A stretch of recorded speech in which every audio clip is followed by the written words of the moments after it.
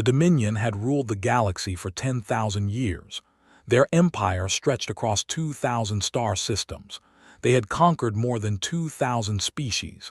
Some of those species still existed as servants. Others had been erased from history. They did not care which fate befell a species. They only cared about one thing: expansion. War was not a tragedy to them. It was a tool. They used it the way a farmer uses a plow. They would attack a species, break its defenses, and then offer terms. The conquered species would pay tribute. They would give resources, technology, and labor. In return, they would let them live. It was a simple system. It had worked for 10,000 years. Ambassador stood on the bridge of his diplomatic vessel and studied the blue planet on the. His scales were dark purple, a sign of his noble blood. His eyes were gold, sharp and intelligent. He had delivered the Dominion's ultimatum to 47 species. 45 had surrendered immediately. 2 had fought. Both were now dust. This new species called themselves humans. They had only recently left their home planet. Their technology was primitive.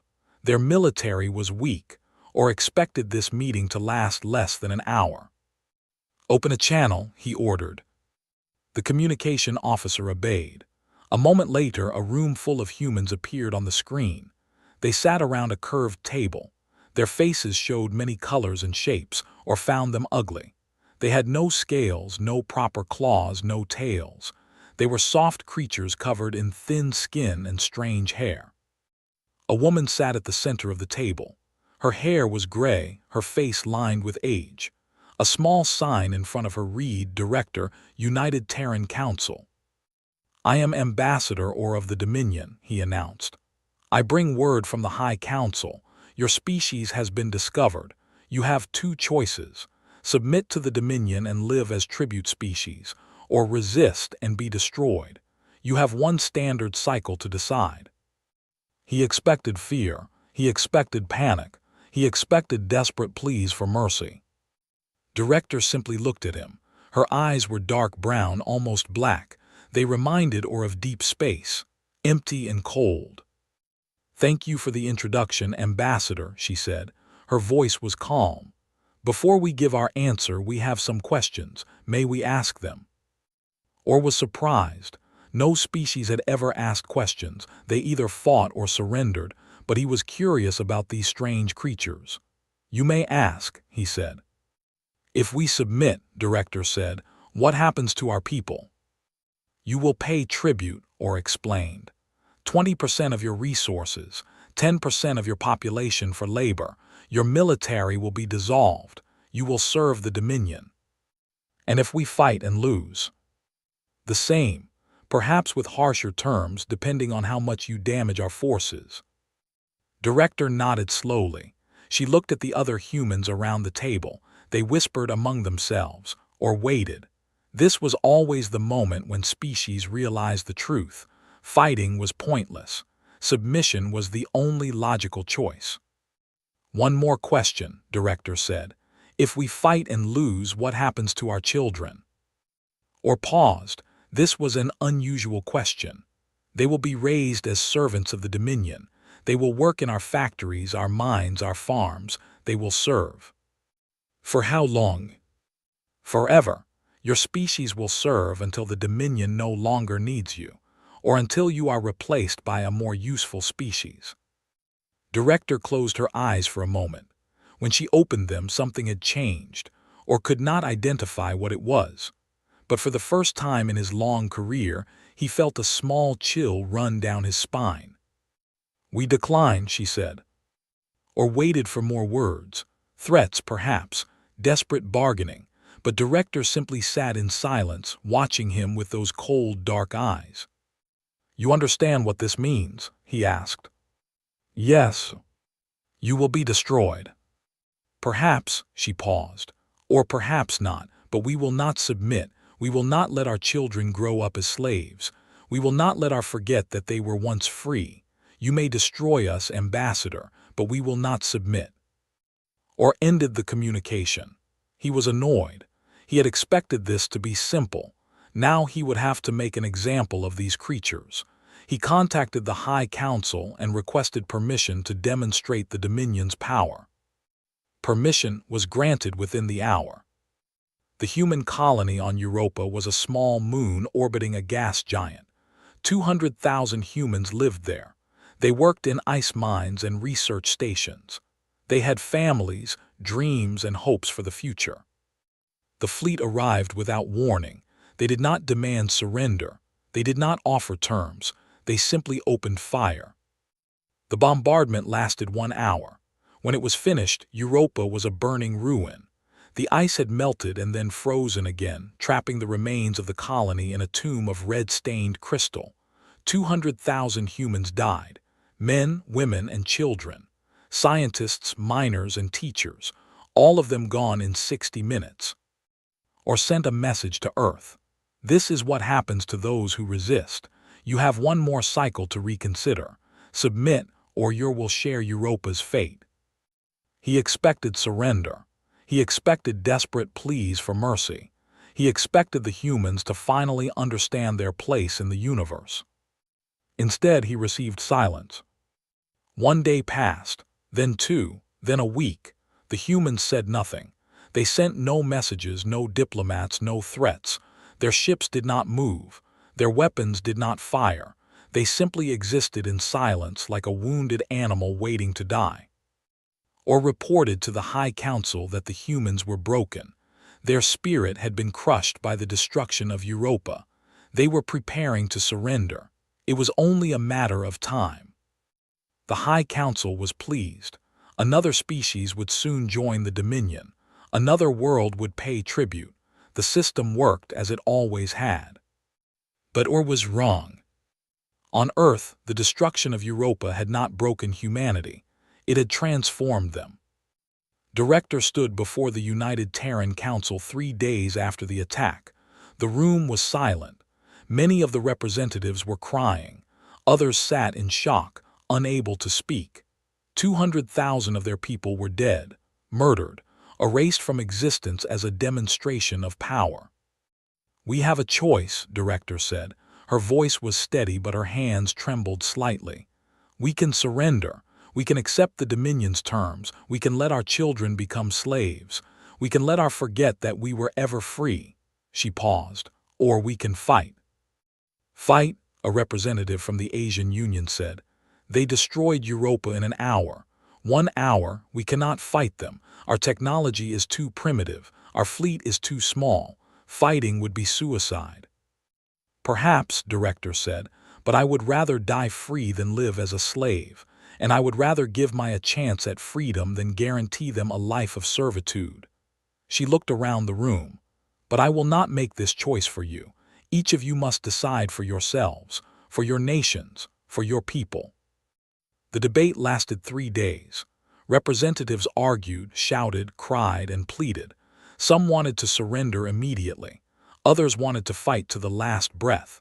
Some wanted to flee, to find a new home far from the Dominion's reach. In the end, humanity chose to fight. But they did not fight the way they expected. The first thing the United Terran Council did was dissolve itself. Every nation on Earth gave up its military. Every fleet, every soldier, every weapon was transferred to a new organization, the Terran Defense Command. General Stone was placed in charge. He was an old man with gray hair and a face. He had fought in 3 wars on Earth. He had seen the worst of humanity and the best of it. He understood something that they did not. War was not a game. War was not a tool. War was a horror that destroyed everything it touched. And the only way to end that horror was to make sure it could never happen again. "We are not going to fight to win," General Stone told his commanders. "We are going to fight to end this war, forever. They have been waging war for 10,000 years. They expect us to fight the way their other enemies fought. They expect us to defend our territory, protect our resources, and eventually surrender when the cost becomes too high." He paused. "We are not going to do any of those things." "What are we going to do?" a young commander asked. "We are going to break them," Stone said. "Not their fleet, not their army, their ability to wage war.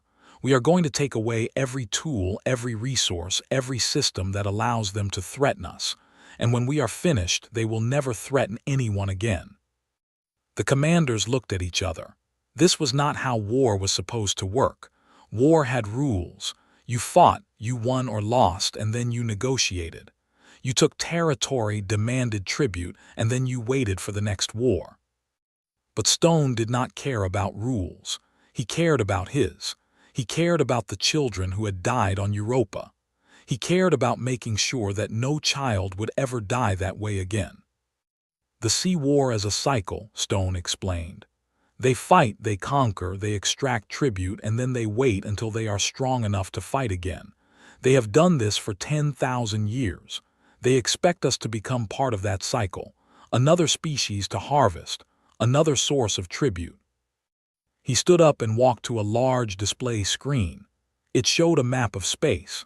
Thousands of star systems connected by trade routes and supply lines. Shipyards, factories, agricultural worlds, and military bases.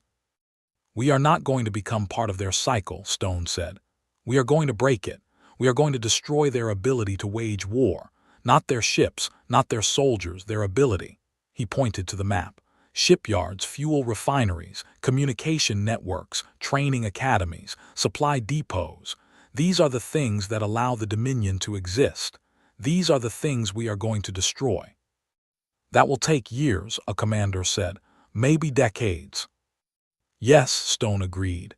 But when we are finished, our will be free. They will never have to fight this war again. They will never have to watch their colonies burn. They will never have to choose between slavery and death. He looked at each of his commanders. That is what we are fighting for. Not victory, not territory, not tribute, freedom, forever. While the military prepared for war, something else was happening on Earth. Teams of historians, psychologists, and cultural experts began studying the. They did not study their weapons or their tactics. They studied their culture, their history, their beliefs. They discovered something important. They did not understand total war. They had never fought to the death. They had never destroyed an enemy completely. For 10,000 years they had played a game. Attack, conquer, extract tribute, repeat. It was efficient, it was profitable, and it had never failed.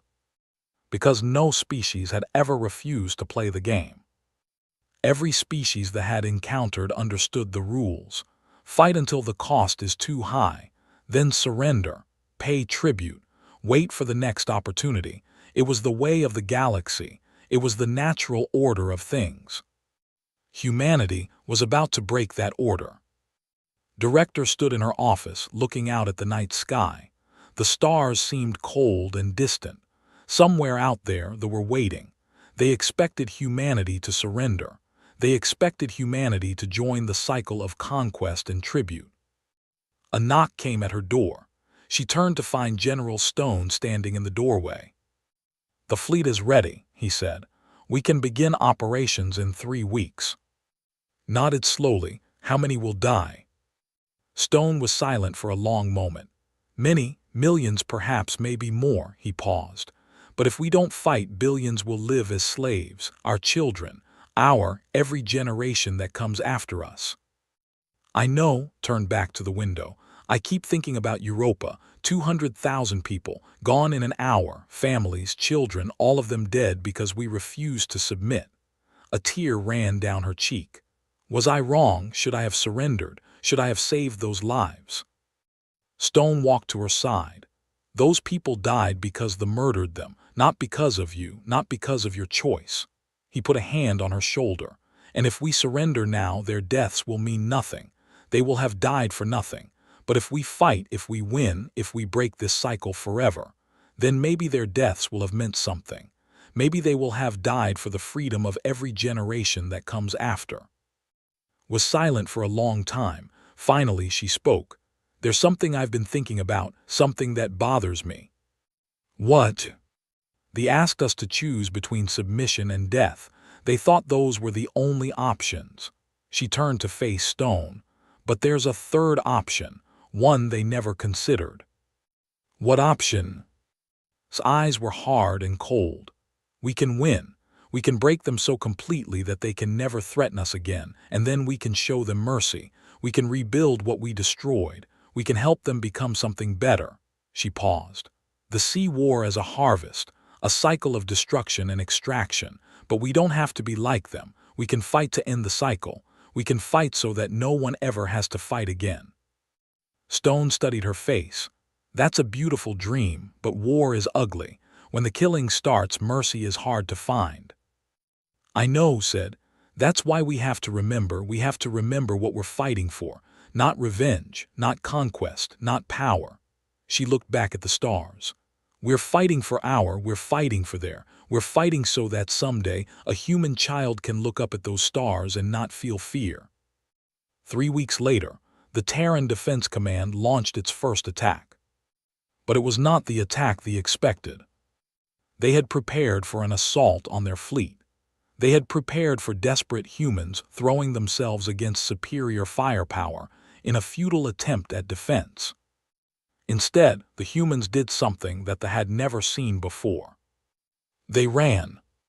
The human fleet scattered in 100 different directions. They slipped past the armada. They disappeared into the darkness between stars. And then they began to hunt. Not warships, not soldiers, not military targets. They hunted farms, factories, fuel depots, communication relays. They hunted everything that allowed the Dominion to exist. Ambassador or received the first report in his quarters. A human attack force had appeared in the agricultural sector, 40 ships. They had bypassed every military installation, every defensive station, every patrol fleet. They had surrounded the farming worlds. And they had demanded surrender. Or laughed when he read the report. This was the humans' great strategy, to attack farms. It was absurd. It was foolish. It was. He stopped laughing. It was working. The agricultural sector had no defenses. It had never needed defenses. Who attacked farms? What kind of species wasted military resources on food production facilities? Humans, apparently. Or realized for the first time that he might have made a terrible mistake. He had destroyed Europa to teach the humans fear. Instead, he had taught them something else. He had taught them that they showed no mercy. And now the humans were returning the lesson. Director's words echoed in his mind. We will not submit. We will not let our children grow up as slaves. He had dismissed those words as empty defiance, the desperate bravado of a doomed species. Now he was beginning to understand their true meaning. The humans were not fighting to win. They were fighting to end the war. Forever, the High Council gathered in the Chamber of Eternal Victory. The room was ancient, built 10,000 years ago when the Dominion was young. The walls were carved with the names of every species they had conquered. There were thousands of names. Some were still spoken by living slaves. Others had been forgotten by everyone except the stone itself. High Counselor sat at the head of the great table. His scales were pure white, a sign of his extreme age and wisdom. He had ruled the Dominion for 300 years. He had overseen the conquest of 200 species. He had never known defeat. "Explain this to me," he said, his voice cold as winter. "How did 40 human ships bypass our entire defensive network?" Admiral stood before the council, her head bowed in shame. She was the commander of the Third Fleet, the most powerful military force in the Dominion. She had won 100 battles. She had never lost a single engagement. Until now. "They did not bypass our defenses, High Counselor," she said. "They avoided them entirely. They did not attack our military installations. They did not engage our patrol fleets. They simply slipped between them." Slipped between them, leaned forward, his golden eyes blazing. "Our defensive network covers every major route in the sector. Every jump point is monitored. Every patrol lane is secured. How does one slip between such a network?" Admiral took a deep breath. The humans did not use the major routes. They did not use the jump points. They traveled through dead space, High Counselor, through the empty regions between stars, regions we do not monitor because there is nothing there. The council chamber fell silent. This was unprecedented. Every species in the galaxy used the established routes. The jump points were the only practical way to travel between stars. No one wandered through dead space. It was inefficient. It was dangerous. It was pointless. Except when your enemy expected you to follow the rules. How long did this journey take them? Asked. Our analysts estimate 3 months, High Counselor. 3 months of travel through empty space. 3 months with no resupply, no communication, no support. Is paused. They planned this from the beginning. From the moment we destroyed their colony on Europa, they were not paralyzed by grief. They were preparing. Counselor or spoke up. He was the ambassador who had delivered the ultimatum to the humans. He felt responsible for this disaster. What is the situation in the agricultural sector now? The humans have blockaded 12 farming worlds, is reported. They have not fired a single shot. They are simply waiting. They have broadcast a demand for unconditional surrender. Surrender, laughed. It was not a pleasant sound. They have 40 ships, we have thousands. Why would we surrender? They are threatening to destroy the food production facilities. High Counselor. If they do, the Dominion will face famine within 2 years. The chamber fell silent again. They were not farmers. They had never been farmers. They conquered species who knew how to grow food, and then they extracted that food as tribute. The agricultural sector produced 80% of the Dominion's food supply. Without it, billions would starve. Then destroy them, ordered. Send the Grand Armada, crush these insects and reclaim our worlds. I have already given those orders, High Counselor, is said. The Grand Armada will arrive in the agricultural sector within 2 weeks. She hesitated. But there is something else you should know. What? The humans have made their intentions clear. They are not trying to capture our farming worlds. They are not trying to extract tribute or negotiate terms. They say they are fighting to. She paused, as if the words themselves confused her. They say they are fighting to end the war. Forever. Stared at her. What does that mean? I do not know, High Counselor, but I believe we should take it seriously. These humans have already done things no species has ever done before. They traveled through dead space. They bypassed our entire defensive network. They targeted our food supply instead of our military. She took a deep breath. I believe they have a plan, and I believe we do not understand it. Ambassador or spoke again. I spoke with their leader, director. She asked me what would happen to their children if they fought and lost.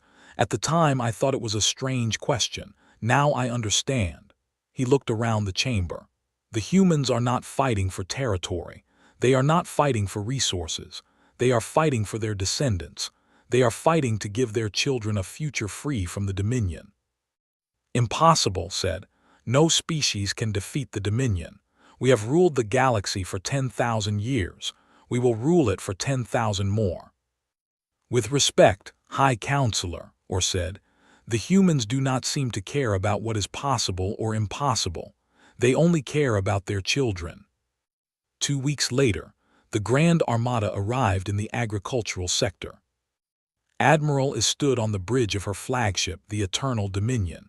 It was the largest warship ever built, a mountain of metal and weapons that could destroy planets. Behind her stretched the greatest fleet in galactic history, 10,000 warships, 1,000,000 soldiers, enough firepower to burn 100 worlds. Against them stood 40 human ships. The humans had positioned themselves between the Armada and the farming worlds. Their ships were small and primitive. Their weapons were weak. Their shields were thin. By every measure, they should have been destroyed in seconds. But they did not run. They did not surrender. They simply waited. Is opened a communication channel. Human vessels. This is Admiral is of the Grand Armada. You are outnumbered and surrender now and we will spare your lives. Resist and you will be destroyed. A human face appeared on the It was an old man with gray hair and scars on his face. He wore a simple uniform with no decorations. His eyes were calm and steady. "Admiral," he said, "I am General Stone of the Terran Defense Command. Thank you for coming. We have been waiting for you." "Waiting for us?" Is was confused. "You are about to die. Why would you wait for that?" "Because you brought your entire Grand Armada here," Stone said. "All 10,000 ships, all 1 million soldiers, the greatest military force in your dominion." He smiled slightly. "Which means they are not somewhere else." Is felt a chill run down her spine. "What do you mean?" "Your armada is here, but we are not." Stone gestured to the ships around him. "These 40 ships, they are a distraction, Admiral, a decoy. We never intended to fight you here. We only needed to keep your attention while our real forces did their work." "What work? What are you talking about?" Stone's smile faded. His eyes grew cold. "Right now, while your armada sits here staring at 40 ships, human strike teams are hitting targets across your dominion. Shipyards, fuel refineries, communication relays, training academies." He paused. "We are not fighting to defeat you, Admiral. We are fighting to dismantle your ability to wage war. And while you have been traveling here for 2 weeks, we have been very busy." Is turned to her communication officer. "Get me a status report, all sectors, now." The officer's face went pale as the reports came in. Prime shipyards, destroyed. The Amber Nebula fuel refineries, destroyed. The communication relay at Dominion Center, destroyed. The military academy at Ore, destroyed. 47 targets, all destroyed in the past 2 weeks. While the Grand Armada was traveling to the agricultural sector, human strike teams had been hitting targets across the Dominion. Targets that were not military installations. Targets that were not defended. Targets that were essential to the Dominion's ability to wage war. "How is this possible?" Is demanded. "How do you have so many ships? Our intelligence said your fleet was small." "It was," Stone admitted, 3 months ago, but we have been building, Admiral. Every factory on Earth, Mars, and Luna has been producing warships, not battleships like yours. Small, fast ships designed to slip through your defenses and hit targets you never thought to protect." He shrugged. "You destroyed Europa to teach us fear. Instead, you taught us focus. You showed us that you have no mercy, so we decided we could not afford to lose." Is stared at him. "You cannot win this war. Even if you destroy our shipyards, we still have the Grand Armada, 10,000 ships against your primitives." "True," Stone said. "But think about what I just told you.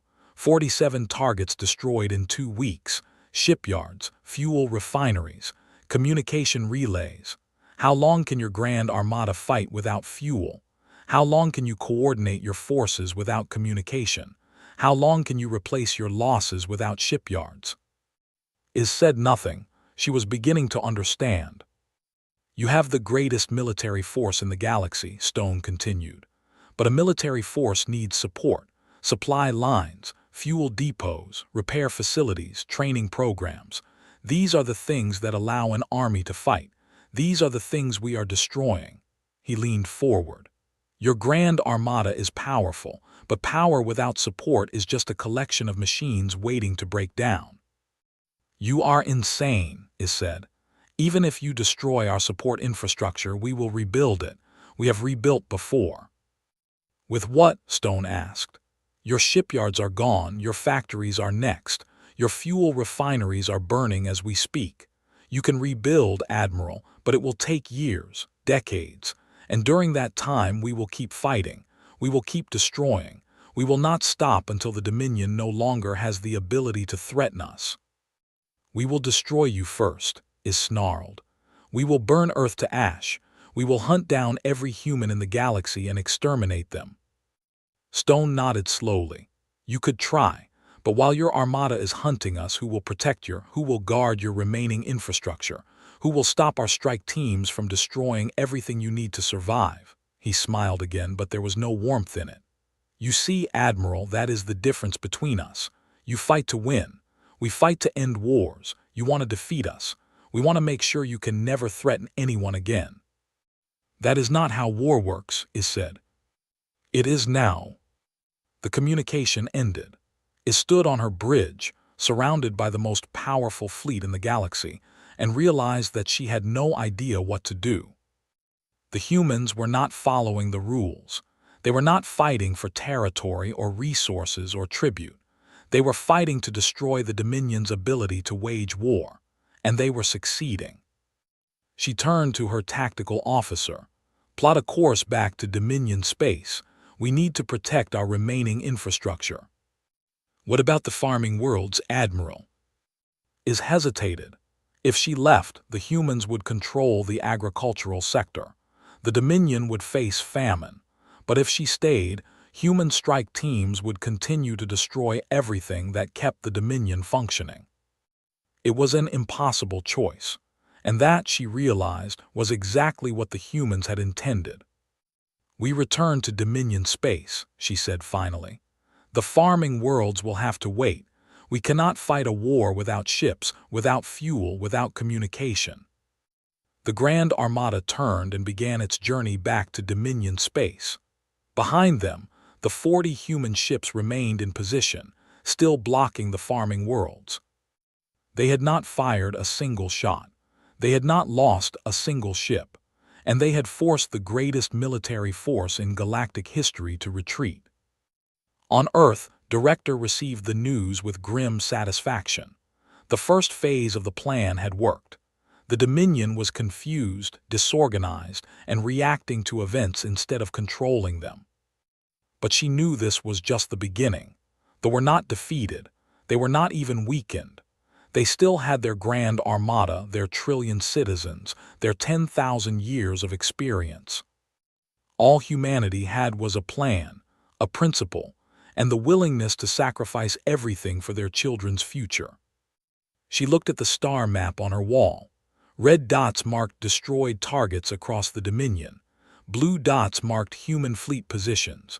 Green dots marked the next wave of targets. There were so many green dots. General Stone entered her office. His face was tired but determined. The Armada is retreating. They are heading back to protect their core systems. As expected, said, what are our losses? 12 ships, 300 crew members. Stone paused. They knew the risks. They volunteered. Nodded slowly. Every death was a weight on her soul. 300 more names to add to the list that had begun with Europa. 200,000 dead on that frozen moon. 300 more dead in the strike teams. How many more would die before this war was over? The next phase begins in 48 hours, she said. Are our forces ready? They are, Stone hesitated. But I need to ask you something, Director, something that has been bothering me. Ask. What happens if we win? He looked at her with tired eyes. The Dominion has ruled the galaxy for 10,000 years, a trillion citizens, thousands of species. If we break them, if we destroy their ability to wage war, what happens to all those people? Do we let them starve? Do we watch their civilization collapse? Was silent for a long moment. She had asked herself the same question many times. The answer she had found was not easy, but it was the only answer she could live with. We are not fighting to destroy she said finally. We are fighting to destroy their ability to threaten us. When the war is over, we will help them rebuild. We will share our technology, our knowledge, our food. We will show them that there is another way to live, a way that does not require conquest and tribute. They may not accept our help. They may hate us forever. Perhaps, looked out the window at the night sky, but our children will be free, and maybe in 100 years their children and our children will look at each other as partners instead of enemies. She turned back to Stone. That is what we are fighting for, General. Not revenge, not conquest, not power. We are fighting for a future where no child has to fear the stars. Stone nodded slowly. He did not look convinced, but he did not argue. There would be time for those debates later. For now, they had a war to fight. And unlike any war the galaxy had ever seen, this war would not end in treaty or tribute. It would end only when one side could no longer fight. They believed they knew what that meant. They believed it meant death and destruction. They believed the humans would eventually tire, eventually weaken, eventually break. They did not understand yet. The humans would not stop. They would not negotiate. They would not accept partial victory or temporary peace. They would keep fighting until the Dominion was no longer a threat to anyone. Not because they hated because they loved their children more. In the darkness between stars, human ships moved silently toward their next targets. They carried weapons and soldiers and the weight of humanity's hopes. They carried the memory of Europa and the promise of a future free from fear. They carried the message that they had not yet understood but would soon learn. Humans do not fight to win. They fight to end wars. And this war was only beginning. The Grand Armada returned to Dominion space after 3 weeks of travel. Admiral is expected to find her empire intact, waiting to be defended. Instead, she found ruins. The shipyards at Prime had been reduced to floating debris. The fuel refineries in the Amber Nebula were still burning, their fires visible from 1,000 kilometers away. The communication relay at Dominion Center was simply gone, erased from existence as if it had never been built. But the worst news came from the home sector. While the Armada had been chasing human decoys, strike teams had hit the training academies. 5,000 years of military knowledge, stored in ancient databases and taught by master warriors, had been destroyed in a single night. Is stood on her bridge and read the damage reports. She had been a soldier for 200 years. She had seen battles and destruction and death, but she had never seen anything like this. The humans were not trying to defeat the military. They were trying to erase it. Every target they hit was something essential to the Dominion's ability to wage war. Shipyards to build new ships, fuel refineries to power existing ships, communication relays to coordinate fleets, training academies to create new soldiers. It was as if they had studied the Dominion's entire infrastructure and identified every point of weakness, every system that kept the war machine running, every link in the chain that connected the Armada to its support network. And then they had begun to cut those links, one by one. Admiral, her communication officer's voice was shaking. We have received a message from the human commander. Play it. General Stone's face appeared on he looked tired but determined. Behind him could see the bridge of a human warship.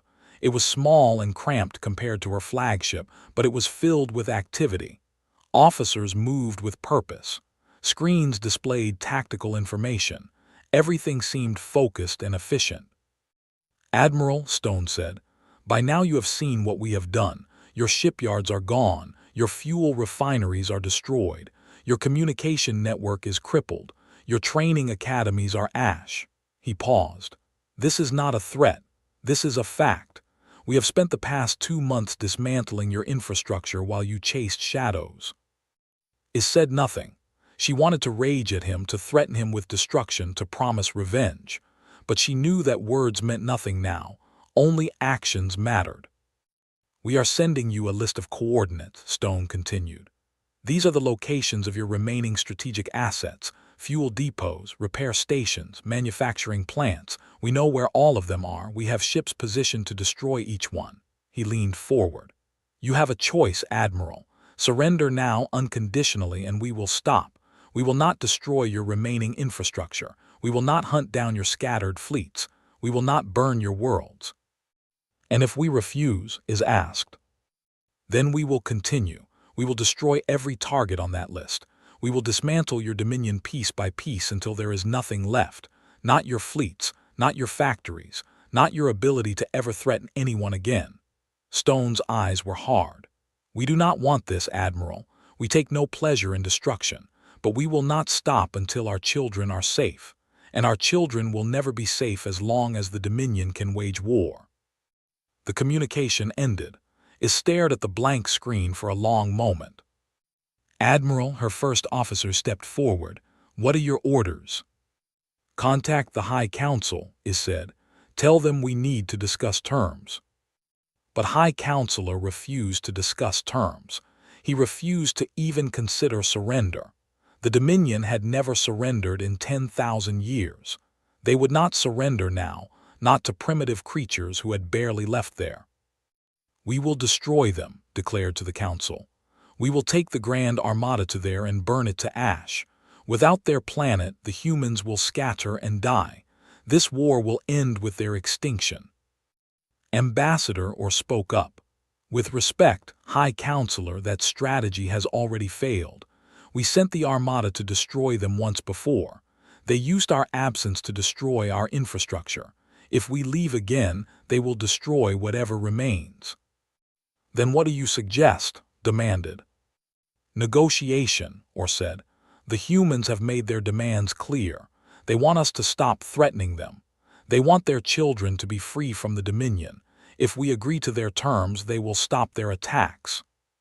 The Dominion does not negotiate with lesser species, said. We dictate, we demand, we take. That is how we have survived for 10,000 years. And if that strategy no longer works, or asked quietly. The council chamber fell silent. No one had ever questioned the Dominion's methods so directly. It was unthinkable. It was almost treasonous. But Orr was right, and everyone knew it.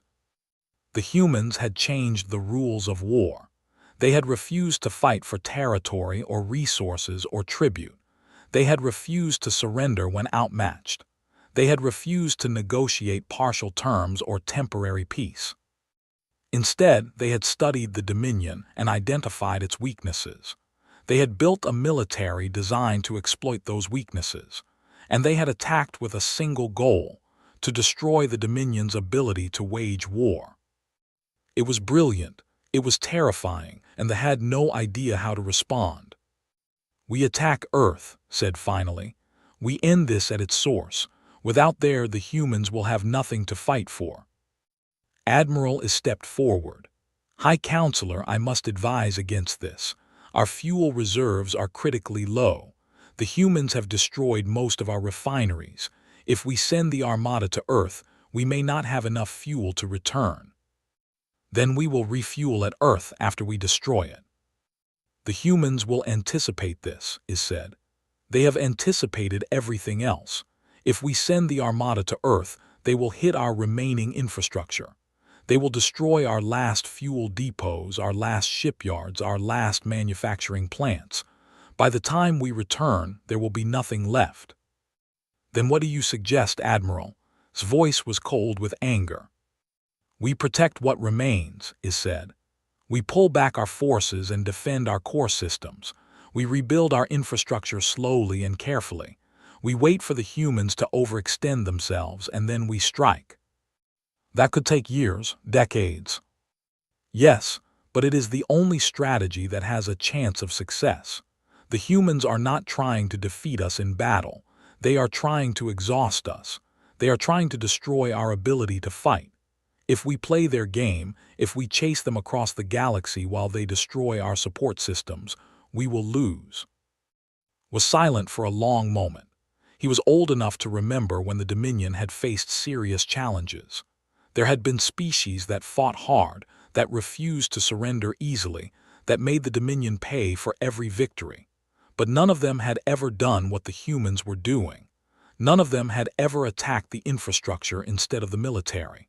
None of them had ever fought to end the war instead of to win it. Very well, he said finally. We will adopt your strategy, Admiral. We will pull back and defend. But I want the humans punished for this. I want them to suffer. They already are, is said quietly. They are dying by the thousands in their attacks. They are sacrificing their lives to protect their children. They are suffering more than we can imagine. She paused. That is what makes them so dangerous. They are not fighting for glory or power or revenge. They are fighting for love, and love makes people willing to do terrible things. The Grand Armada pulled back to the Dominion's core systems. They established defensive perimeters around the remaining infrastructure. They waited for the humans to attack. But the humans did not attack the way they expected. Instead of massing their forces for a direct assault, the humans continued their strategy of pinpoint strikes. They hit targets at the edges of the defensive perimeter. They destroyed isolated fuel depots and communication relays. They picked off patrol ships that strayed too far from the main fleet. It was like being bitten by 1,000 insects. Each bite was small, almost insignificant, but together they were bleeding the Dominion dry. General Stone watched the battle from his command ship, the Spirit of Europa. It was named for the colony that had destroyed, 200,000 dead, families erased, children murdered. The ship carried that memory like a sacred duty. "Status report," Stone said. His tactical officer, a young woman named Lieutenant, no relation to the director, pulled up the latest data. "We have destroyed 47 targets in the past 3 weeks. The defensive perimeter is holding, but they are burning through their fuel reserves faster than expected. At current rates, they will reach critical levels within 6 months. Casualties: 2,347 confirmed dead, 8 ships lost." Lieutenant's voice was steady, but Stone could see the pain in her eyes. Every death was personal to her. She had lost her brother on Europa. "Too many," Stone said quietly, "but not in vain." He looked at the tactical display. They had the strongest military in the galaxy, 10,000 warships, 1,000,000 soldiers, centuries of experience. But they were designed for conquest, not defense. They were built to attack weak targets and extract tribute. They had never faced an enemy that refused to play by their rules. And now they were trapped. If they stayed in their defensive positions, the humans would continue to bleed them. If they sent forces to hunt the human strike teams, they would leave their infrastructure vulnerable. If they attacked Earth, they would run out of fuel before they could return. Every option led to defeat. The only question was how long it would take. Stone's communication officer spoke up. "General, we have an incoming message from the flagship. Admiral wants to speak with you." "Put her through." His face appeared on the screen. She looked different from the last time they had spoken. Older, somehow, tired. Her scales had lost some of their luster. "General Stone," she said, "I have been authorized by the High Council to open negotiations." Stone felt a flicker of hope, but he kept his face neutral. "What kind of negotiations?" "We are prepared to offer a ceasefire. We will withdraw from human space and recognize your territory. In exchange, you will stop your attacks on our infrastructure." Stone shook his head slowly. "That is not acceptable, Admiral." Is looked surprised. "You are winning. Why would you refuse a ceasefire?" "Because a ceasefire is not an end to the war. It is a pause." Stone leaned forward. "You will use the time to rebuild your infrastructure. You will train new soldiers, build new ships, repair your refineries. And in 10 years or 20 years or 50 years, you will attack again. You will burn more colonies. You will murder more children. The cycle will continue." "That is how war works," is said. "Not anymore." Stone's voice was hard. "We are not fighting to win, Admiral. We are fighting to end this war forever. A ceasefire does not achieve that goal. Only unconditional surrender does." "Unconditional surrender is impossible. The High Council will never agree." "Then the war continues," Stone shrugged. "We have enough ships to sustain our attacks for another 5 years. By that time, your infrastructure will be completely destroyed. Your fleet will be stranded without fuel. Your factories will be silent. Your people will be starving." He paused. "We do not want this, Admiral. We take no pleasure in your suffering, but we will not stop until our children are safe." "You are asking us to give up everything we have built for 10,000 years, is said. "No, we are asking you to give up the ability to threaten us. Your civilization can survive. Your people can thrive. But you will no longer have the power to conquer and enslave other species. That is our condition. The only condition." Was silent for a long moment. "And if we accept, what happens to our people?" Stone's expression softened slightly. We help you rebuild. We share our technology and our resources.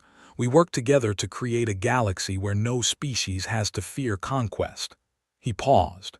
We are not monsters, Admiral. We do not want to destroy you. We only want to protect our children. I do not have the authority to accept your terms, is said. Then find someone who does. And hurry. Our strike teams are preparing their next wave of attacks. Every day you delay, more of your infrastructure disappears. The communication ended. Stone leaned back in his chair and closed his eyes. He was so tired. The war had been going on for 8 months now. 8 months of planning, fighting, dying. 8 months of watching good people sacrifice themselves for a cause they might not live to see completed. But they were winning. Slowly, painfully, at terrible cost, they were winning. The Dominion was crumbling. Their infrastructure was in ruins. Their fleet was stranded. Their confidence was shattered. And for the first time in 10,000 years, they were afraid. On Earth, Director received the report of Stone's conversation with Admiral Is. She read it carefully, nodding every word. They are considering surrender, her aide said. This is a good sign. It is a sign that they are desperate, corrected. Desperate people are dangerous. They may lash out, try something unexpected. She looked at the tactical display. Tell General Stone to maintain pressure, but tell him to be careful. A wounded animal is most dangerous when cornered. Yes, Director. Walked to the window of her office and looked out at the city below. New York had been rebuilt since the last Great War, 2 centuries ago. The buildings were tall and clean, the streets filled with people living their lives. Children played in parks, families shared meals, lovers walked hand in hand. This was what they were fighting for, not territory or resources or power. Life. Simple, precious, ordinary life. They had threatened to take that away. They had promised to turn humanity into slaves, to make their children serve the Dominion forever. They had murdered 200,000 people on Europa to demonstrate their power. Now they were learning the truth about humanity. They were learning that humans did not fight to win. They fought to end wars. They fought to protect what they loved, and they would never, ever stop. Not until their children were safe. Not until the war was truly over. Turned back to her desk and began reviewing the next phase of operations. There was still so much work to do, so many targets to destroy, so many lives to spend. But the end was in sight. The Dominion was breaking, and when it finally fell, humanity would be free. Forever. That was worth any price, any sacrifice, any amount of blood and tears and death. For their children. For the future. For the end of war. The surrender came on the 427th day of the war. Admiral Is transmitted the message personally. Her face was gaunt, her scales dull and cracked. Behind her, the bridge of her flagship was nearly empty. Most of her crew had been transferred to other ships to conserve fuel. The Eternal Dominion, once the pride of the fleet, was now little more than a floating tomb. General Stone, she said, I am authorized to offer the unconditional surrender of the Grand Armada. All military vessels will power down their weapons and await your instructions. Stone received the message on the spirit of Europa. He closed his eyes for a moment, feeling the weight of the moment. 427 days, 14 months of war, thousands of human lives lost, millions of lives disrupted. And now it was over. Admiral, he replied, on behalf of the Terran Defense Command, I accept your surrender. Your ships will be boarded and inspected. Your crews will be treated with dignity and respect. No harm will come to those who cooperate. Understood, Is paused. General, may I ask you something? Ask. Why? Her voice was tired, almost broken. Why did you keep fighting? We had the strongest military in the galaxy. We had 10,000 ships and 1 million soldiers. You had nothing but a few hundred vessels and the stubbornness to die for your cause. Why did you not accept our terms when we first offered them? Why did you sacrifice so many of your people? Stone was silent for a long moment. He thought about Europa, 200,000 dead. He thought about the soldiers who had died in the strike teams, the pilots who had flown into impossible odds, the engineers who had worked themselves to death building ships and weapons. Because surrender was not an option, he said finally. Your terms would have made our children slaves. They would have grown up serving the Dominion, working in your mines and factories, living their entire lives in bondage. We could not accept that. We would rather die free than live as servants. But so many died, is said. So many on both sides, was it worth it? Ask me again in 50 years, Stone said. Ask theirs. If they grow up free, if they never have to fear the Dominion, if they can look at the stars without terror, then yes, it was worth it. The surrender of the Grand Armada was just the beginning. For the next 3 months, human forces continued their operations across space, but they were no longer attacking, they were dismantling. General Stone had given clear orders: destroy anything that could be used to wage war. Shipyards, weapons factories, military academies, ammunition depots, training facilities, research stations developing new weapons, everything that allowed the Dominion to build and maintain a military force. But also, do no harm to civilians. Do not destroy cities or homes or farms. Do not kill those who do not resist. The goal was not genocide, it was disarmament. Total, complete, permanent disarmament. They watched in confused horror as their empire was taken apart. Human engineers moved through their shipyards with cutting tools and explosives, reducing centuries of work to scrap metal. Human soldiers seized their weapons caches and destroyed them in controlled detonations. Human technicians erased the databases containing military knowledge and tactics. It was not conquest. The humans were not taking territory or demanding tribute. They were simply removing this ability to threaten anyone ever again. High Counselor demanded a meeting with Director. He was brought to Earth aboard a human transport ship, stripped of his guards and his weapons and his dignity. When he finally stood before the Director, he was just an old alien in plain clothes, defeated and confused. What do you want? He demanded. Name your tribute, name your territory. What must we give to end this? Looked at him with tired eyes. She had not slept properly in months. The war had aged her 10 years. Her hair was fully white now, her face lined with exhaustion and worry. You do not understand, she said quietly. We are not fighting to take something from you. We never were. Then why destroy everything we built?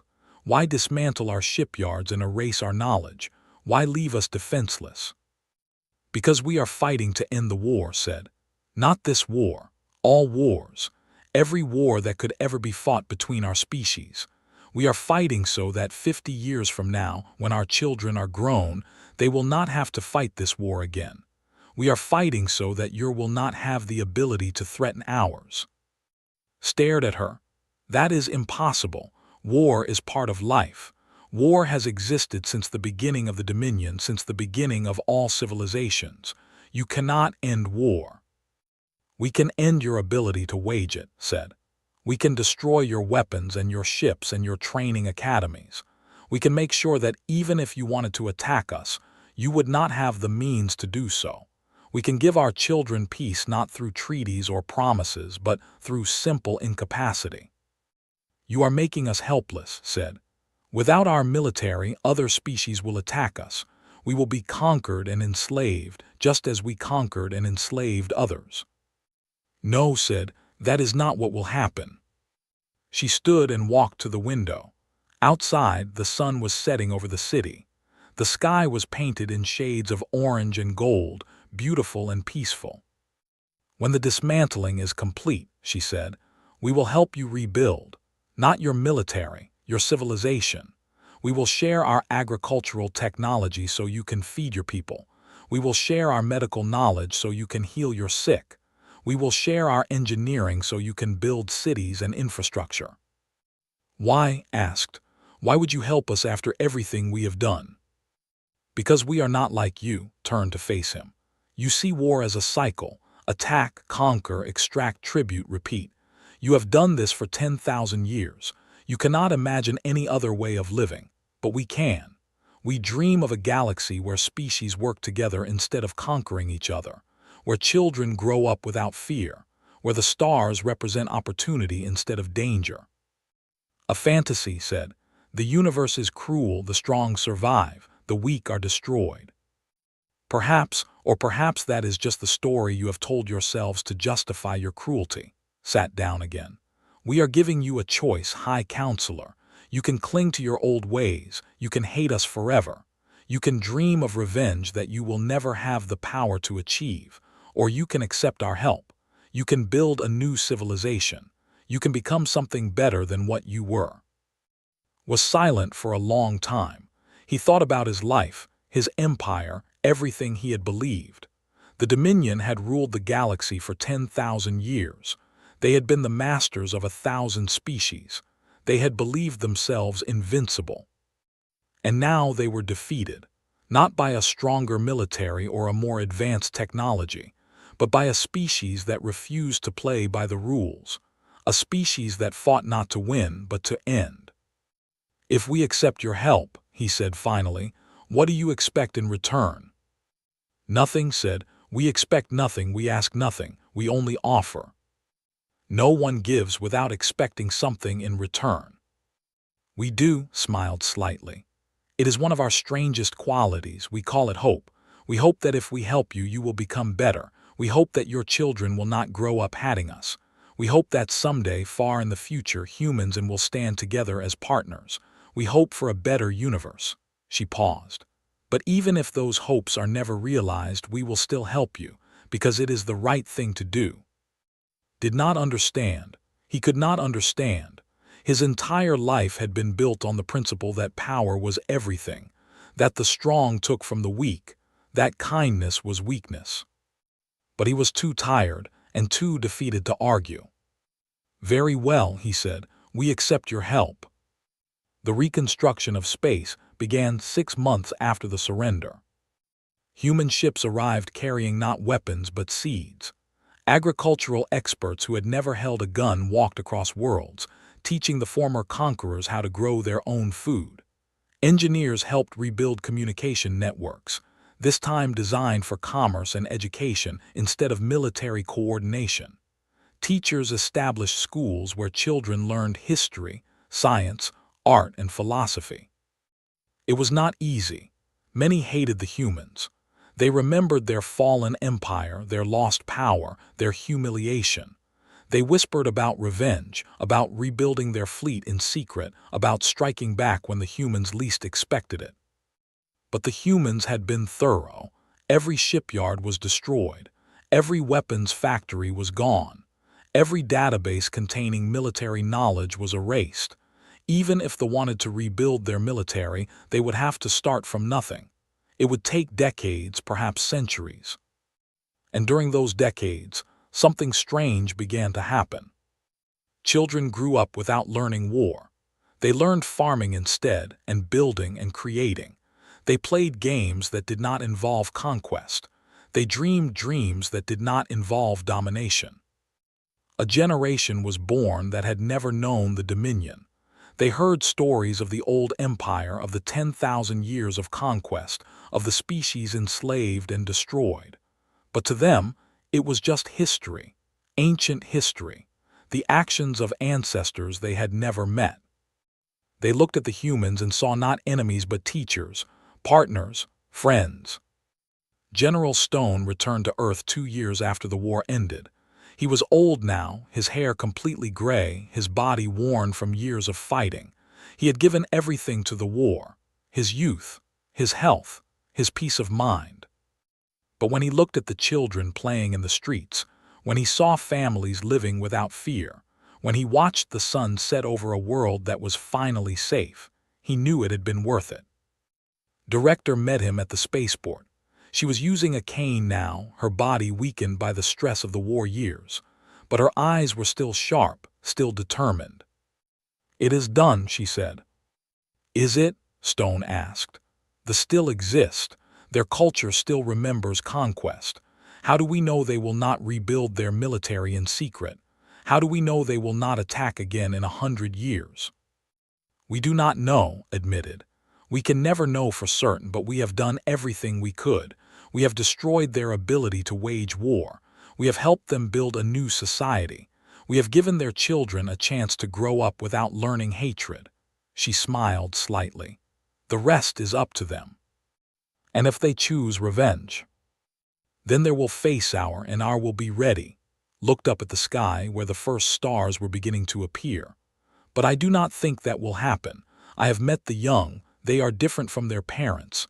They do not dream of conquest. They dream of the stars, of exploration, of discovery. They are curious and creative and kind. Monsters can be born from kind parents, Stone said. Yes, but so can heroes, so can peacemakers, so can friends. Put her hand on his arm. We have done what we could. We have fought our war. Now it is time to let the next generation fight theirs. And perhaps if we have done our work well, they will not have to fight at all. Stone nodded slowly. He was not convinced. He had seen too much death, too much cruelty, too much hatred. He could not believe that peace would last. But he could hope.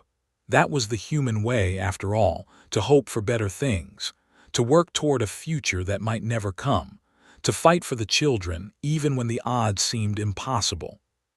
The war was over. The Dominion was broken. Humanity was free. And somewhere in the darkness between stars, the next generation was growing up. Human children and children, born into a universe shaped by the sacrifices of their parents. What they would do with that universe remained to be seen. But for now, for this moment, there was peace, true peace, not a pause between wars, but a genuine end to hostility. Director gave a speech on the second anniversary of the surrender. She stood before a crowd of millions, both human and broadcast across 100 worlds. We did not fight to conquer you, she said, her voice carried across light years. We did not fight to rule you. We did not fight for revenge or territory or power. We fought to break the cycle, to end the eternal war that your ancestors built and maintained for 10,000 years. She paused, looking out at the mixed crowd, human faces and scales, former enemies standing side by side. You called us primitive because we had not yet mastered the stars, but we had mastered something you never learned, how to stop fighting. A war you intend to fight again is not a war. It is a harvest. It is farming conflict for profit and power, and we refuse to be your harvest. The crowd was silent, thousands of beings holding their breath, waiting for her next words. Now the harvest is over, the cycle is broken. What comes next is up to all of us. We can hate each other forever. We can dream of revenge that will never come. We can teach our children to fear and despise each other. She shook her head. Or we can build something new, something better. A galaxy where children look at the stars and see wonder, not danger. A future where humans and work together, explore together, dream together. She raised her hand toward the sky. The choice is yours. The choice is ours. And I believe with all my heart that we will choose well. The crowd erupted in cheers. Human voices and voices mingled together, rising toward the stars. It was not perfect. It would never be perfect. There would be challenges and setbacks and moments of doubt. There would be those who clung to hatred and those who could not forgive. But for the first time in 10,000 years, there was hope. Real hope. And that was enough. 50 years had passed since the end of the war. Or I walked through the halls of the Grand Archive, her scales shimmering in the soft light. She was young by standards, barely 60 years old. Her grandmother had been born during the final days of the Dominion. Her mother had grown up in the years of Reconstruction. She herself had never known anything but peace. The archive was one of the few buildings that had survived the war. It held the history of the people, stretching back 10,000 years. But the sections about the war and its aftermath had been added later, carefully compiled from records and testimonies and memories. This was where II had come to complete her research. She was a historian at the University of New Dawn, the first institution of higher learning built after the war. Her thesis was ambitious: to understand why the humans had stopped. They had possessed the power to destroy the completely. They had the ships, the weapons, the will. They could have wiped out an entire species in revenge for Europa. But they did not. Instead, they had helped rebuild. They had shared technology and knowledge. They had taught the how to farm, how to create, how to live without conquest. Why? That question had haunted II since childhood. Her grandmother had spoken of the war sometimes, late at night when sleep would not come. She had described the terror of those days, the confusion of defeat, the strange mercy that followed. "They should have killed us," grandmother had whispered. "By all the rules we knew, they should have killed us, but they did not, and I still do not understand why." Neither did II, but she was determined to find out. The archive contained thousands of documents from the war period, reports from military commanders, diplomatic correspondence, personal diaries and letters. II had spent 3 years reading through them, piecing together the story of those terrible months. But the document that mattered most was not from the. It was a speech given by director at the war's end. A copy had been preserved in the archive, along with a translation into the language. II had read it dozens of times, searching for meaning in every word. She pulled it up on her screen now, reading it one more time. "We did not come to conquer you. We did not come to rule you. We came to break the machine that made you believe war was eternal. You called us primitive because we had not yet mastered the stars. But we had mastered something you never learned: how to stop fighting." II paused at those words. How to stop fighting. Such a simple idea, and yet so foreign to everything her ancestors had believed. They had been warriors for 10,000 years. War was not just something they did. It was who they were. Their culture, their religion, their very identity was built around conquest and domination. They had believed that peace was impossible, that the universe was an endless struggle for survival, that only the strong deserved to exist. The humans had proven them wrong. Not by being stronger, not by being more advanced, but by being different, by refusing to accept the rules that had governed galactic civilization by fighting not to win but to end. II continued reading. "A war you intend to fight again is not a war. It is a harvest, and we refuse to be harvested." A harvest. That was exactly what the Dominion had been doing. For 10,000 years they had harvested species after species. Attack, conquer, extract tribute, wait, repeat. It was farming on a galactic scale, and they had never seen anything wrong with it. Until the humans came. The humans had looked at the cycle and said no, not just to their own subjugation, but to the cycle itself. They had fought to break it permanently, to make sure that no species would ever be harvested again. It was revolutionary. It was almost incomprehensible, and yet, looking back, it seemed obvious. Of course there was a better way. Of course endless war was not the only option. Of course cooperation was better than conquest. But no one had ever proven it before. No one had ever been willing to pay the price. The humans had paid. Thousands of them had died in the war. Millions more had sacrificed years of their lives to the effort. They had given everything to break the cycle. And then they had helped their former enemies rebuild. II closed the document and leaned back in her chair. She thought about her life, her world, her generation. They were different from their grandparents in ways that were almost impossible to describe. They did not dream of conquest. They did not believe that war was inevitable. They did not see other species as enemies to be defeated or resources to be exploited. They were farmers and builders and teachers, artists and scientists and dreamers. They looked at the stars and saw possibility, not threat. Was this what the humans had fought for? This generation, these children who had never known war. She thought of her mother, a botanist who spent her days developing new crops for worlds. She thought of her father, an architect who designed buildings that blended in human styles. She thought of her friends, her classmates, her colleagues. None of them were warriors. None of them wanted to be. The old ways were dying. The warrior caste that had dominated society had faded into irrelevance. There was no fleet for them to command, no enemy for them to fight. The last of them spent their days in museums and archives, relics of a past that grew more distant every year. And in their place, a new had emerged, a that created instead of destroyed, that built instead of conquered, that looked at the humans not as enemies to be feared, but as partners to be respected. Or Ai smiled slightly. Her grandmother would not have recognized this world. Her grandmother had grown up believing that war was eternal, that peace was impossible, that the strong must always dominate the weak. Her grandmother had been wrong. She began to write the conclusion of her thesis.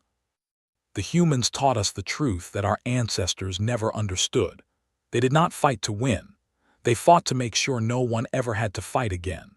For 10,000 years, the Dominion had believed that war was the natural state of the universe.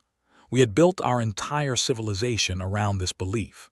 We had conquered and enslaved and destroyed, always assuming that this was the only way to survive.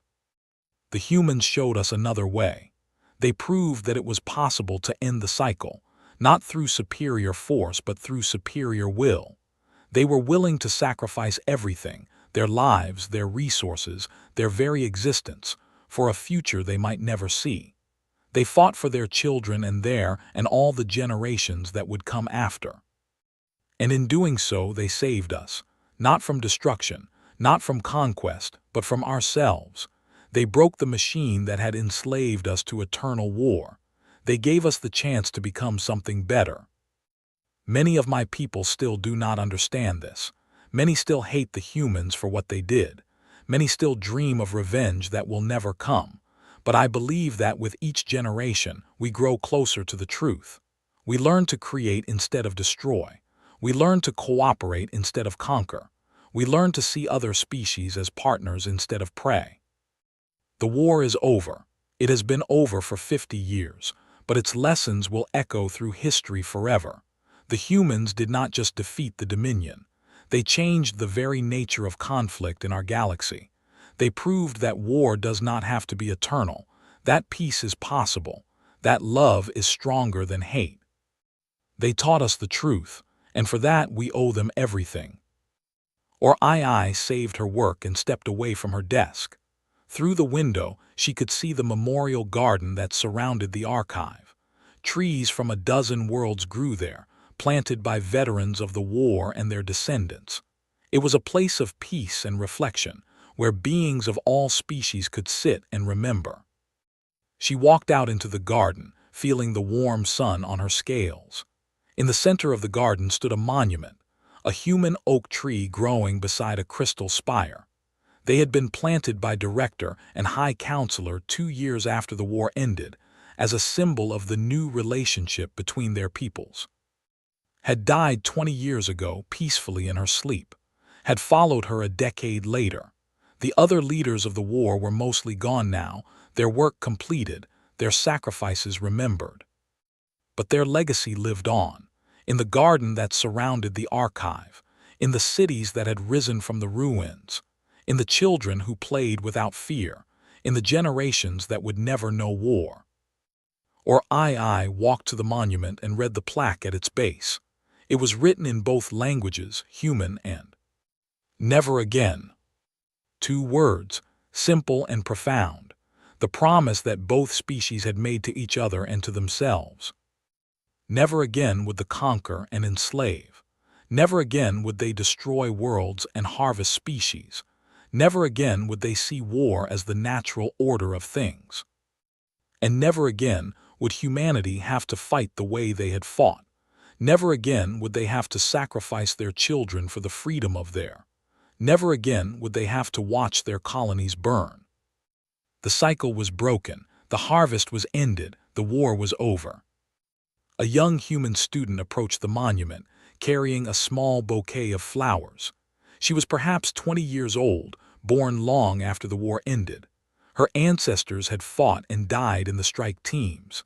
Her grandmother had lost 2 brothers at the Battle of Saul. But she looked at Oi without fear or hatred. She smiled and nodded politely, a greeting between strangers who shared a world. "Are you here for the ceremony?" the human asked. Oi blinked in surprise. "What ceremony?" "The anniversary," the human said. 50 years since the end of the war. They are having a celebration in the city tonight. Representatives from both species will speak. There will be music and food and fireworks." She smiled again. "You should come. It is supposed to be beautiful." Oi looked at the young human. 50 years ago, her great-grandmother would have seen this girl as a slave to be harvested. 50 years ago, this girl's great-grandmother would have seen Oi as an enemy to be destroyed. Now they stood together in a garden, talking about ceremonies and celebrations. 2 strangers from different species, sharing a world, sharing a future. This was what the humans had fought for, this moment, this possibility, this chance for peace. "I would like that," Oi said. "I would like that very much." They walked together toward the city, 2 young women from species that had once been enemies. Above them, the stars glittered like promises. Ahead of them, the lights of the city blazed with celebration. The war was 50 years gone, but its truth remained. Humans do not fight to win, they fight to end wars. And because of that truth, because of their sacrifice, because of their strange and wonderful refusal to accept the rules, the galaxy had changed. The cycle was broken. The harvest was ended. A new age had begun. It was not perfect. It would never be perfect. There were still conflicts and disagreements and moments of tension. There were still those who clung to hatred and those who dreamed of revenge. But there was also hope, real hope, the kind of hope that builds cities and plants gardens and watches the sunset without fear. The kind of hope that says, "Never again," and means it. In the city, the celebration was beginning. Music filled the streets, a blend of human melodies and harmonies. Children ran through the crowds, laughing and playing, unaware of the history that had brought them to this moment. Oi watched them with tears in her eyes. These children would never know war. They would never know fear. They would grow up in a universe of possibility and wonder, where the stars represented exploration instead of conquest. This was the gift the humans had given, not just to them but to all species, the gift of peace, the gift of hope, the gift of a future worth living, the gift of ending, not winning.